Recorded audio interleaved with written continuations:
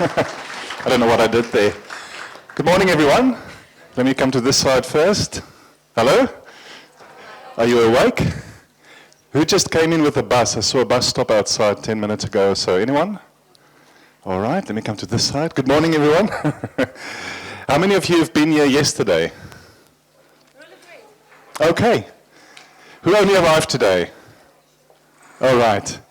I want to congratulate you for being here. It costs money and it takes time to attend these conferences. A lot of people are lazy and they Netflix all day long, and they're not upskilling themselves. And I think you all know how the world of software quality and testing is changing. It's changing from under our feet. And if we don't constantly read and do LinkedIn Learning or Udemy or attend conferences like this or network with each other, the world is going to go past us. All right, so my talk today is about business. Okay, these conferences are normally about a lot of technical things, which is good and it's very important. I don't know how many of you were in the previous session with Paul Gerard. I thought it was a very good talk. For me, one of the things I got out of it is that, you know, we can certainly build on the foundation of the likes of certification and TMMI and CMMI. I'll touch on that later. But we have to learn to think for ourselves. We have to learn to solve business problems and not just work in our little silos and do what we are told. And especially those of you who are leaders. How many of you lead teams? Okay. Our role is changing even more. It's an important role because our teams are going through tremendous change. And change brings insecurity, change brings fear, change sometimes brings out the ugly part of human beings. I'm sure you've all seen that. So how do we become servant leaders? I don't know if you've ever heard that term. So we're no longer in what they call command and control. The problem is a lot of us, when we were growing up in our careers, we had leaders who did not give us a good example. And it's so easy to be that kind of leader yourself because it's all you know. I once had a job where look, in a lot of my jobs I didn't like my boss, but I had one job where I really hated him a lot. I had these fantasies about waiting for him in the car park after work finished and just beat him with a baseball bat. I luckily did not do that. But he treated his staff so ill. He was such a narcissist. He would be shouting and screaming. He would kick his briefcase. And people were afraid of him. And years later, I actually realized I have to thank the universe for giving me that experience. Because unless I had an experience of such a bad leader, maybe I can't even call him a leader, just call him a manager, I would not have known how bad it was for people in the team to experience that. And I promised myself, even though I am a very imperfect person, and I make mistakes, and I sometimes lose my temper like we all do, I will never be the kind of leader that that person was to me. And it helped me through my career. You know, Petra gave a great talk yesterday about the different colors of personalities. I don't know how many of you were in that talk. I really would like to recommend you to look at the video and the slides in the next few weeks when it's on the website. I learned a lot from that talk because we are all different kind of people. And we work with other people who are very different than us. And often we have the same motive. We want to win. We want to have a successful project. But we miss each other in translation so much that we actually think we are working against each other. Any of you who are in long-term relationship or married will also know that's very true. It's so easy to fight about the smallest little thing, but because it's a misunderstanding. Remember, everything I say to you comes through a filter. That filter is based on past experience, past hurt, insecurities, fears of the future. But not only that, what I say that comes through my filter, you hear through your own filter. And that's why I always believe in my team, but also in a relationship, is to be very honest very quickly. So my view is just the moment somebody says something and I think they meant it ill, is to stop them immediately and say, listen, hang on, I'm sure you didn't mean this, but let me tell you what I heard. And then right there and then you sort it out. Because otherwise what will happen? You go thinking about it, you lie awake at 3 o'clock in the morning and you think, she meant that, he meant that, and they must hate me, and all those kind of things. In any case, so let me get back to my topic. I am from South Africa. I traveled a very, very long time to get here. It was door to door. Since leaving my house to walking into the hotel was 23 hours. So yesterday I spent most of the day recovering. It's my second time in Russia. I was at SQA Days in Moscow last year.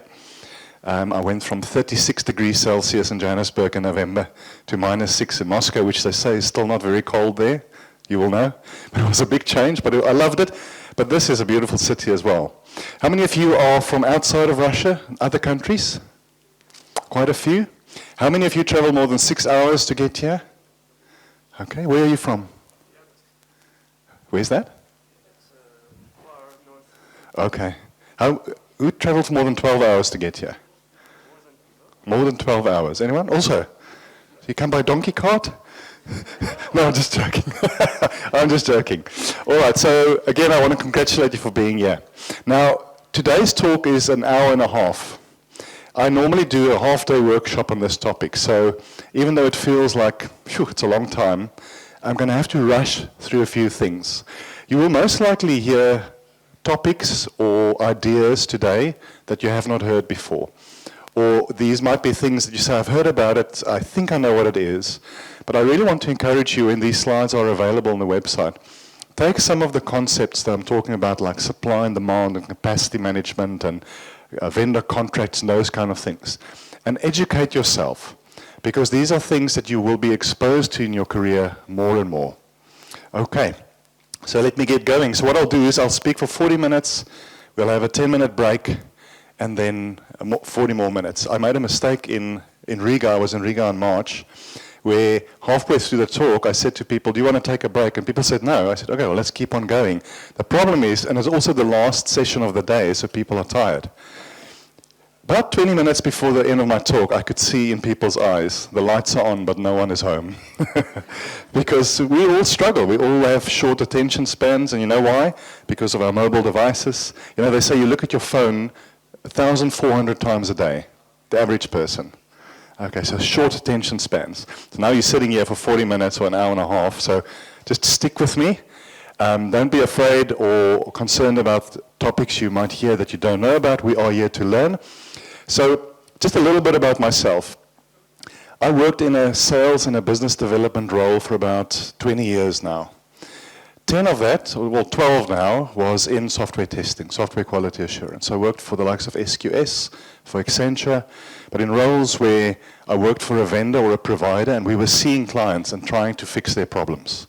I sold some big deals, especially big automation deals, onshore, offshore, but I, over the years, only had experience of the vendor side. How many of you work for a vendor, a provider of services? Some of you? So I assume the rest of you work for those who consume the services, banks and telcos and others. So you might have vendors or vendor contractors in your space. My biggest client for about 8 years was a bank. Big old traditional bank, about 100 years old. Like a lot of these banks go, very federated, a lot of legacy stuff, thousands and thousands of people. And this big client of mine asked me to come and work for them as a staff member. So I grabbed the opportunity because I never worked on that side of the fence, so to speak. So I became a staff member, and one of my responsibilities was to deal with the vendors. In that bank, we had 17 testing vendors. That's already a problem, too many vendors. But these companies are companies I've been competing with for many years to get business. Now I'm their client. And it's so interesting because now I'm in meetings where they come and pitch business to me. And I tell you, I was surprised at the poor quality of relationships a lot of these vendors have, because they almost come into the meeting just to sell you something and then they go. It doesn't always feel like they're really interested in your problem. The challenge of what we do is we sell services, not products. If you sell a product, it's a little easier. You might be working for Hewlett-Packard, I might be working for Dell, and we're both trying to sell our servers to a client, and it's about spec and pricing, and maybe a little bit of support afterwards. When you sell the likes of quality assurance services, you are essentially selling trust. Because I need to be able to trust you, and that you and your team will be able to deliver, because if you don't, my career will be in jeopardy. And that's what I learned in that role from the other side, a different view. to see how all these vendors, you know how they start their presentations, and you might have seen it or you might have done it yourself. Your first slide is a map of the world, and you say we are on 128 countries, we have 400,000 people, we're a $40 billion company. And I sit on the other side of the table looking at that slide, and you know what's the only question that comes up in my mind? So what? So what? And everyone does that. And I'll never do that again. I used to do that before I went into that role. Because you think your client will be so super impressed by what a great company you are. Sometimes it's the very small companies that give you a lot better service than the big ones. The big ones have nothing to lose, because you might be, compared to their global revenue, your country might be 1%. Let alone you as a company, you might be 0.0001% of their annual revenue. But if it's a smaller company, you might be 30% of their revenue. So the amount of attention, the amount of relationship building, the amount of making sure we work together to fix the problem will be a lot more and in depth than some of these bigger companies. 4 months ago, I went back to consulting. So I was at the bank only for 2.5 years. Now I'm working for a company called IQ Business in Johannesburg, about 800 people. So it's not a massive consulting firm, but it's also not super small.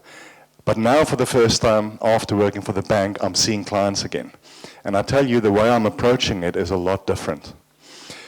There's a lot more business talk in what I'm doing with clients, which is what I'm talking about today, than technical talk. Because sometimes we're so busy with technical stuff that we forget why we do what we do. What is the goal of software testing? Anyone? Providing information about products and services. So the stakeholders could take the right decisions. That's good. The stakeholders can take the right decisions. Anyone on this side, why do we test software? User experience. Getting connections and information about the product, share it between the teams. Information. These are good answers. And they're right. Normally I get a lot of very technical answers. And why I'm asking this question normally is to illustrate a point. Testing or quality assurance is a means to an end. We do it for a specific reason. We don't do it for just doing it. And sometimes when we speak to our clients or our stakeholders, we speak about testing as if it's a thing on its own, but it's there to achieve a goal. I think all the answers were right, but the one that was the most right for me is user experience. We don't test primarily for functionality. We test for user experience. The sad thing is, a lot of us are in organizations where, as a testing team, you are still very isolated. They might call it DevOps, they might call it Agile, but you are still working in your little bubble. And a lot of our peers, the architects and the developers, still look at testers as what I call second-hand citizens. In the past, 10 or 20 years ago, there was a perception, to a large extent rightly so, that you became a tester because you were not smart enough to do anything else. You failed, you can't do development, you can't be an architect, so let's just test. Because testing is easy, it's just a tool and we click and it's doing things. That's what a lot of people think, and a lot of people still think that. Not us, but some of our peers, and that's our problem. But in the world where we're moving now, and where we've already moved, let alone cognition, artificial intelligence, machine learning, which is here already, the role of quality, not just testing, but quality is massively important. And I'll get to some of that now. This is a tester. Do you recognize him? Do you recognize yourself in the mirror? We are enthusiastic people. Some of our peers don't think that. But I don't know about you, I love it. I love reading and training and new technologies and conferences and networking. So I think to some extent that's me, even though I'm quite an introvert. But when I get to some meetings and we start talking about stuff that I like, that's me. You know what I've seen many, many times in my career? We're in a meeting with our clients, we're in a meeting with business, and that's us. How many of you know what business looks like when we meet with them? You know Homer from Simpsons? Oh! Because we miss each other. Let me tell you why. This is what we talk about. Frameworks, continuous delivery, pipelines, automation, important things. But from a business point of view, who cares? Because all that stuff is a means to an end. And you know, in the past, business, your client, was not as smart as we are. But they're becoming smarter every day. In the past with clients, and I'm talking about quite a few years ago, you can almost tell them anything about testing and frameworks and automation, they would believe you. These days, a lot of them are smarter than we are. Because they come to conferences, they read books, and things like that. So you have to really know what you're talking about when you speak to, whether it's your client, if you're a vendor, or whether it's your client in a project like business. So we speak about all this stuff. What does business want to speak about? Managing my risk, speed to market, customer experience. Compliance is a big issue in banks still. Compliance is one of the reasons we can't move as fast as we want to move. It's one of the reasons we can't just DevOps and Spotify and Agile everything, because of compliance. And IP retention. Yes, you're bringing in a vendor from India or somewhere else, but what happens when they leave? And I could put a lot more on this slide. But can you see why we're missing each other? Now, we are in a world where, as I said, where business is becoming a lot more technical. The problem is with technical people is they're not becoming equally smarter when it comes to business and how business works. That is the purpose of my talk today. This talk is really just introductory. And as I said, all I want to do is give you a few concepts that hopefully you will go read up a bit more and not only grow in your technical skills but also in your business skills. I've partially answered that question already. You know, when I develop a slide deck, I always start with the very last slide, or very last 2 or 3 slides. Because you are not going to remember facts. That's a mistake we make sometimes when we prepare our slides. We put a lot of stuff on there. People don't remember that. You will walk out of this thing today with 1 or 2 perceptions.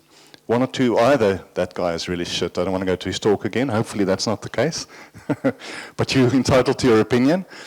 Or you might say, sure, I really have to, and this is what I hope you get, I really have to upskill myself, not just technically, but from a commercial point of view. They call it commercial acumen. How I speak to business, how I speak to my client, what they mean when they speak about compliance and risk and driving down costs and stuff like that. Okay. So just quickly, I'm going to start just touching on business and tech again. Then I'm going to introduce you to a fictional little character called Annie. Then I'm going to talk about business management principles, building your team, leading your team, and then just there's a book I'd like to recommend. And hopefully this will take us through an hour and a half. But there's so much under each of these topics that I will literally just skim the surface. Okay, in the past, business and technology were quite separate. In fact, what I should have done here, tech should have been quite a small circle. Because you work for a bank, the bank is big, it's 50,000 people. And then there's this division called technology. It's maybe 500 people or 1,000 people. And what's happened over time? We started working together better in the likes of Agile and DevOps. But we're still quite separate. And business tends to blame everything that goes wrong on IT. Have you experienced that? I went to the bank I worked for, I went to a branch to get currency for my trip to Moscow. And the lady could see on the system I'm a staff member, because as a staff member you get preferential rates and interest rates and discounts. And she said, so where do you work? I said, I work in technology. And she started complaining about how slow their system is. And sometimes they can't help clients because everything is hanging. And she sees me as technology, so it's my fault. Have you seen this maybe with your family, maybe your father or your mother or a brother or sister? Because you are computer people. You know, my computer's not working, please come and fix it. Have you had that before? I say, you just think I know everything, and it's so easy to fix it. Okay. So we're working a lot closer with business. How many of you work in some sort of agile team, some sort of a DevOps squad at the moment? Okay. It's different than what we were used to a few years ago. For a lot of us, that's still not the case. But suddenly you are working with people who are not just testers, you're not just waiting at the end of the project when there's no time or money left to suddenly fix stuff that you can't fix because it should have been fixed in architecture or the requirements are incomplete or things like that. We are now working with business and architecture and development. It's a different audience, and we need to speak a different language to be able to work with them. And we have a big job to change the perception they have about testing. I've worked in squads where they looked at me or my team and they said, we actually don't know why you are here. We don't need you. We test everything in development already. And then it's about changing that perception. Coming in with a quality conversation, end-to-end quality and customer experience, not just testing and tools and frameworks. What is already happening, and in the next few years, this will happen to every organization where you work in, is this. You will most likely not be able to distinguish between business and technology. And why is that? The other day I asked this question. I did a talk on artificial intelligence as it applies to human resources, recruitment, onboarding of staff, managing staff, and so forth. And I asked them, I said, how many of you work for a bank? And they all put up their hands, saying, yeah, okay. How many of you work for a bank? Okay. So how many of you work for a software development company with a banking license? Everyone should put up their hands again. Think of this, and this is a mindset change. Every organization is a software organization, primarily. A bank is a software-driven organization. Now, we know there are branches, bricks and mortar branches. We know sometimes you have to walk into a branch and give your card and do things. But everything is happening on our mobile phones. In fact, if you go to your bank branch, if you have a reason to go to your bank branch, it means something went wrong. Because theoretically, you should be able to do everything through digital channels. All right. So you might be working in an organization where you are a little bit closer to business, but soon we will all, as part of multifunctional squads, be in a picture like this, where business and technology is essentially merged. So it brings back to my point, the way we approach our business understanding, how business works as part of testing, it needs to change, and we need to mature ourselves in that. Okay, here's a question for you. Globally, what percentage of total IT budgets are spent on managing quality and testing? Give me 2 or 3 guesses. Anyone? What, 15? 50. Okay. Who says it's about 10 or 12%? Okay. 30%, 30? 80%? 20%? It sounds like we're at a, I'm busy selling something. Give me 5, give me 5, give me 3, give me 3. I don't know how many of you know this publication, the World Quality Report. If you don't, it's worth reading it. It comes out every year. It's produced by Sogeti and Capgemini. And they are normally quite good with the trends that they predict for the future. So it's freely available. You register and you get the email, but go look at it. It's also similar to Gartner reports and some of the others, and I want to encourage you. Get your hands on these things so that you know what's happening, not just in your country or not just in your company, what's happening in the world outside there in QA and testing and in technology. So here's the answer. 26% currently of global IT budgets are spent on managing quality. That figure was 33% a year ago. So it is coming down, and they reckon it might spike to 42% in the next few years. And why is that? Again, back to the bank conversation. In the past, if the ATMs, the automatic teller machines, were down, I would hate that as a client, but it's okay, I can still do other things. Or if their call center was down. But now, all these channels are converging onto a handset in my pocket. So when something is down or not working, I experience it right here, and it's impacting everything. It's impacting my experience. And as a generation, we are not as brand loyal as our parents and their parents were. So it's easier to move from one bank to another. In fact, banks make it very easy. I moved to a bank a few years ago. I didn't fill in one document.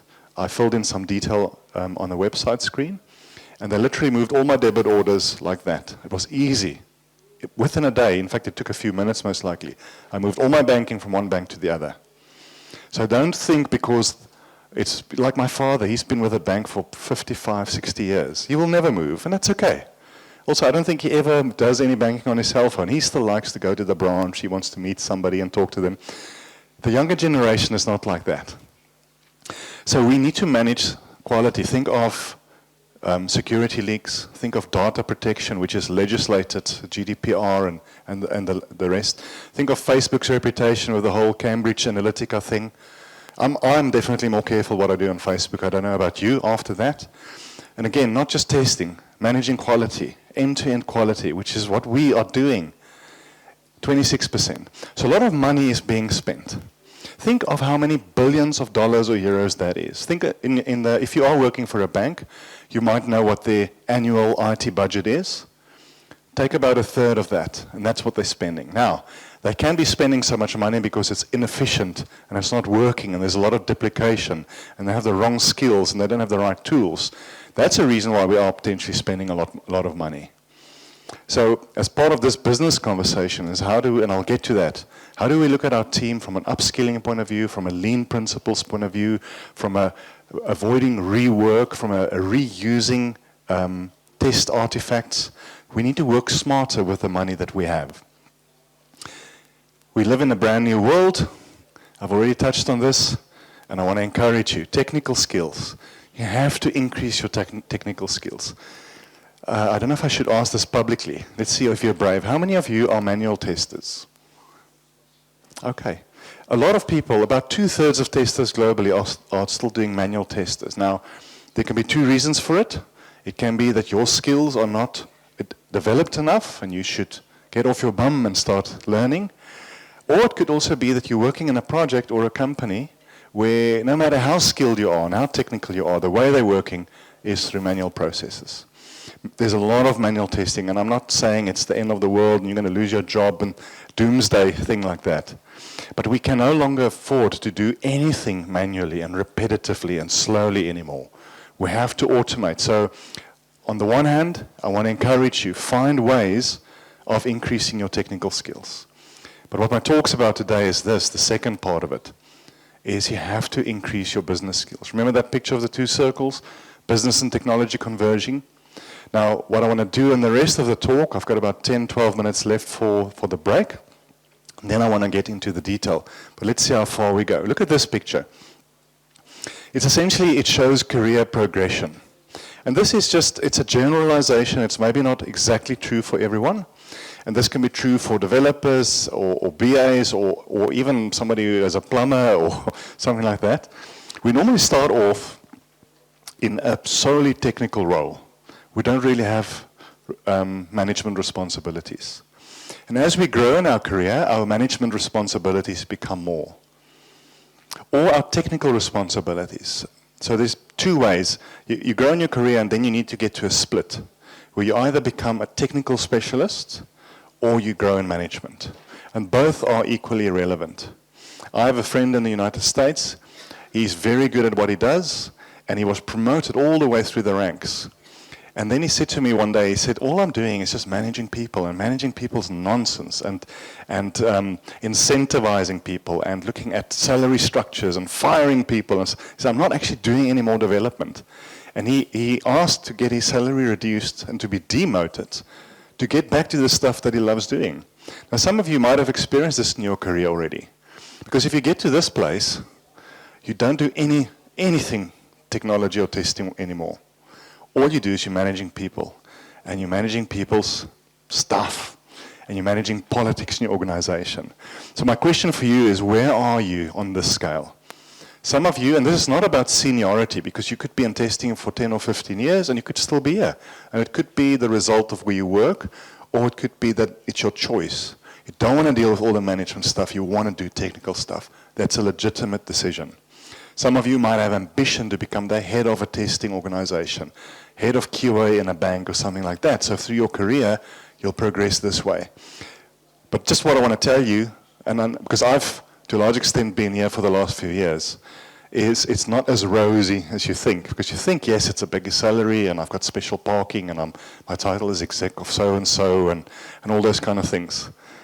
It's quite shit to be here, okay? Unless you learn how to deal with it, because all you're doing is people. People make you tired. It's people's problems. It's your team's problem. It's raising your second-tier leadership structure. It is people fighting with you, people wanting your career. It's, I sometimes think, as a human race, we haven't really changed over the last few thousand years. We have become more technological. But if you think of ancient man, where we would be very tribal, where, that picture of the caveman dragging the woman by her hair. Luckily, we don't do that anymore. But our fundamental human nature hasn't changed. We are fundamentally selfish. We fundamentally protect our own turf. We are territorial. So in corporate, for me, all that's happened is we're dressing nicer than we did 1,000 years ago, and we maybe speak to each other a little bit better. But the fundamental human nature hasn't changed. Knife you in the back, or if you maybe have done that. So I think when you get to the part where you're dealing with people and their stuff, it's difficult to stay motivated. Because you're not doing what you liked doing anymore, which might be technical or testing or things like that. And you're dealing with human nature, your own, because we are equally imperfect. You're dealing with your team. Sometimes you get home and you think, I spent 12 hours today of hearing people complaining. And then you walk into your door and your partner complains to you as well. Then you just want to get in your car and leave. Okay, but just think of this picture. Think of where you are at the moment. To what extent is your role technical versus business or management? And where do you want to go? And as I said, it's a legitimate choice to want to stay on that side. It's just difficult to get career advancement and promotions and salary increases if you don't move down this scale. But if you choose to stay here, it is a very good choice. A lot of you in this room might have the ambition to move this way, and that's what my talk's going to cover today. So now I'm going to introduce you to Annie, my fictional little character. All right. Annie had great career progression. That's what that little arrow is showing. So let's bring this and make it relevant to QA and testing. So she started off as a junior tester, maybe did ISTQB Foundation, did some other courses, became a senior test analyst, became a test lead of an area, and so forth, and so forth. And she's almost reached what she thinks is the height of her career. She's now working under the exec for testing in her bank. And her ambition is to get that job. And that's a good ambition, all right? And then one day you hear that your boss is leaving, and they're going to start recruiting again. And of course, what does Annie do? She wants to become the new head of QA. Now let's see how desperate she is. Look at that. I like that little picture. Okay, she's very ambitious because she's seen her boss being called the exec of QA, going to the top 50 leadership meetings of the bank on some island, the prestige that comes with that, as I said, the special parking lot, most likely a lot more money than she's earning now. The only challenge for Annie is she's not the only one who wants that job. Okay. There's a lot of external people applying for the job and a lot of internal people. And that's a big question, which I'll get back to a little later. Now, some of you might have experienced this. If you join a company from outside, it's good and bad. It's bad because you know very little about what you're getting yourselves involved in. Okay, you don't know all the underlying political movements and people's personalities. In the beginning, because you're the boss, everyone is super friendly with you. But it just takes time for that bad human nature to come out. But they don't really know you, and you start as the boss. It is challenging if you are promoted from the inside, and some of you may have gone through this before. You work with a team of 5 or 10 other people, you're all just equal buddies and colleagues, and you maybe go for a beer after work. And now you become their boss. The rules have changed now, and even if you're a relaxed boss and you don't micromanage and things like that, now you have to talk to them about their careers, and you have to discipline them when they're not working hard enough. And you might not promote this one and rather promote that person. So I think of the two, it's a lot more difficult to become a leader from internally than to join from externally. How many of you have become leaders of a team that you were a part of? Okay. Do you agree? It's tough? It's very tough. It's easier to manage people if you don't really know them, if you're not close to them, because of course as colleagues you become friends with each other. You might actually even go for dinner with each other's partners and children over time. And it's natural and it's good.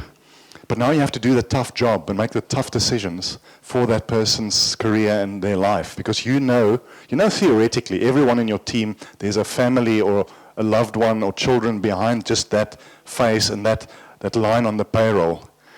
But now you know them. So now it's a lot more difficult. Imagine you worked in a team and you became the head of that team, and now they're downsizing and they're going through retrenchments. And they tell you, you've got 30 people in your team, we can only employ 20, so in the next month you have to get rid of 10 of them.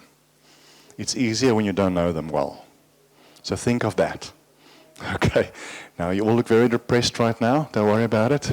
We'll have a bit more fun. Before I finished for this session, I've got about 3 minutes left. just where did I learn all the things that I'm going to tell you in the next session? The bank I worked for had about almost 3,000 testers. Okay? In the central testing area, and you can call it a TCOE or a Center of Excellence or whatever, we were about 300 people. A lot of vendors were present and permanent staff. But in the various divisions of the bank, so it could be corporate investment banking, retail banking, business banking, there were all these testing teams. And our job was to build a capability that made it attractive for all those other testing teams to want to work with us because we have superior technical skills, we're reusing assets, we're bringing costs down. And I think let me just try and translate this in my head in euro terms, I think we spent about 80 million euros on QA and testing. My job was to manage that budget and to manage the vendors, the spend, the reporting. I'm going to touch on something called cost to income or cost to serve ratios. How do you prove through metrics that you're bringing your costs down and still doing the same testing or more? So it's out of that experience, dealing with those vendors, dealing with the staff, essentially a business management role within a big testing team, that I've learned some of these lessons. I hope every one of you return after the break. If you don't, I will go for counseling, deal with my hurt feelings. But the next session of 40 minutes, I really want to get to the practicalities of this. So imagine you're like Annie. They make you head of testing. Where do you even start? Because it's not a technical conversation. What are you getting yourself involved in? That's it for now. See you in 10 minutes. Okay? Thank you.